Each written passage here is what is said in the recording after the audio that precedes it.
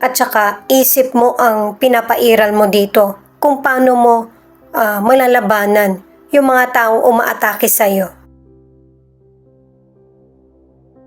At ito yung best decision na nagawa mo sa buhay mo. Pwedeng nautakan mo sila or mas pinagbubuti mo yung buhay mo. At maganda ang nagiging resulta, nagiging matagumpay ka. Sa financial, napakabuti mo na kahit nangangailangan ka rin, tumutulong ka pa rin sa kapwa mo. Pero mag-ingat ka sa person na hihingi ng tulong sa'yo patungkol sa financial, pero hindi naman niya gagamitin sa makakabuti. At kung ano man yung isinasaayos ng universe,